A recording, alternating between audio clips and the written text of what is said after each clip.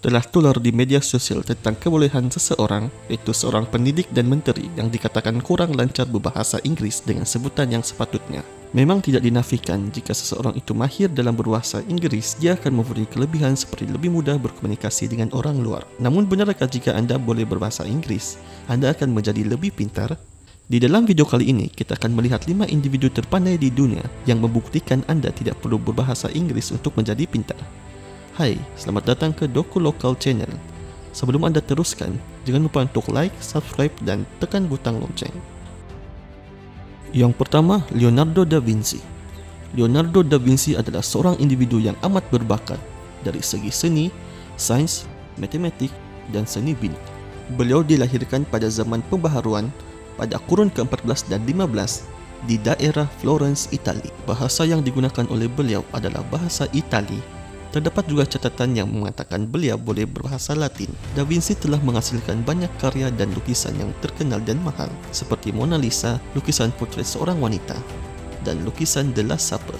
Beliau juga telah banyak menciptakan lukisan alatan berasaskan kejuruteraan. Salah satu idea ciptaan beliau adalah sebuah mesin yang mampu terbang seperti helikopter.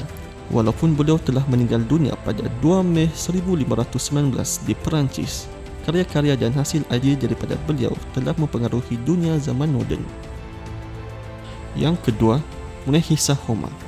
Munehisa Homma adalah seorang pedagang dan peniaga dari Jepun sekitar abad ke-17 dan 18. Beliau dikatakan merupakan salah seorang individu yang terkaya di dunia dan kekayaan beliau mencapai 400 bilion ringgit pada masa kini. Kekayaan beliau adalah hasil daripada penyelidikan dan penciptaan carta candlestick, salah satu alat technical analysis yang kini digunakan secara meluas dalam pasaran kewangan seperti saham, komoditi, dan forex. Beliau mencipta carta candlestick setelah memerhatikan sebuah pattern pembelian dan penjualan di pasaran yang menjual beras. Beliau mencatatnya setiap hari, lalu terjadinya sebuah pattern yang berulang-ulang, di mana Homma berpendapat bahawa ianya disebabkan oleh faktor emosi dalam aktiviti jual dan beli. Yang ketiga, Zhuge Liang. Zhuge Liang merupakan salah satu individu yang terpandai dalam sejarah peradaban dunia. Beliau berasal dari China sekitar 2 tahun Masihi semasa dalam era Three Kingdoms atau 3 kerajaan. Era Three Kingdoms merupakan zaman perpecahan dan pemberontakan China di mana 3 kerajaan ini dalam peperangan dan banyak nyawa yang telah terkorban. Disebabkan pemberontakan ini, ramai individu bijak pandai telah lahir dan menyebabkan kemajuan-kemajuan teknologi yang amat terkenal, seperti jentera-jentera yang dapat membantu dalam peperangan. Zhuge Liang adalah seorang pakar strategi dalam peperangan. Beliau juga merupakan seorang ahli politik, penulis, jurutera, dan pereka cipta. Kebijaksanaan beliau sebagai Perdana Menteri telah membantu kerajaan Shunan bertahan selama 43 tahun daripada musuh yang lebih kuat.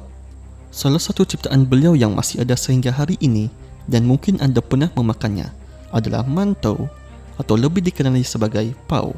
Semasa perjalanan pulang ke kampung halaman mereka setelah peperangan, terjadinya ribut yang ganas dan menukarkan tentera Zhuge Liang untuk menyeberangi sungai. Mengikut adat, untuk menyeberangi sungai tersebut, mereka perlu mengorbankan kepala manusia dan membuangnya ke dalam sungai. Namun beliau tidak ingin berbuat demikian. Beliau membunuh lembu dan kambing, lalu tepung diisi dengan daging tersebut dan dibentuk menyerupai kepala manusia. Kemudian ia dibuang ke dalam sungai. Yang keempat, Al-Zahrawi. Al-Zahrawi merupakan seorang pakar bedah yang berasal dari Andalus atau kini dikenali sebagai Cordoba, Spanyol pada tahun 1000 Masihi. Beliau adalah antara pakar bedah yang terbaik pada zaman pertengahan dan digelar sebagai bapa bedah moden. Al-Zahrawi menulis sebuah kitab atau buku ensiklopedia yang mengandungi 30 jilid. Buku tersebut digunakan sebagai panduan di negara barat sehingga diterjemahkan ke bahasa Latin. Menariknya, buku tersebut digunakan sekurang-kurangnya 600 tahun sebagai panduan amalan perubatan bagi doktor di negara Islam dan Eropah. Buku tersebut memuatkan banyak informasi berkaitan tentang perubatan dan pembedahan seperti ortopedik, oftalmologi, dan makanan-makanan yang berkhasiat. Al-Zahrawi pernah menyelamatkan nyawa seorang hamba perempuan yang cuba membunuh diri dengan memotong kerongkongnya. Walaupun beliau terpaksa menggunakan cara pembedahan yang tidak pernah beliau lakukan, beliau berjaya menyelamatkan nyawa perempuan tersebut. Disebabkan oleh jasa Al-Zahrawi dalam dunia perubatan, sebuah jalan di Cordoba dinamakan sepenah nama beliau. Yang terakhir dan yang kelima, Grigori Perelman. Grigori Perelman merupakan seorang ahli matematik yang berasal dari negara Rusia. Beliau dilahirkan pada 13 Jun 1966. Antara sumbangan beliau dalam bidang matematik adalah analisis geometrik dan topografi geometrik. Orang sekeliling menganggap kepintaran beliau akan membantu beliau mendapat pangkat dan harta. Namun sebaliknya pula yang berlaku.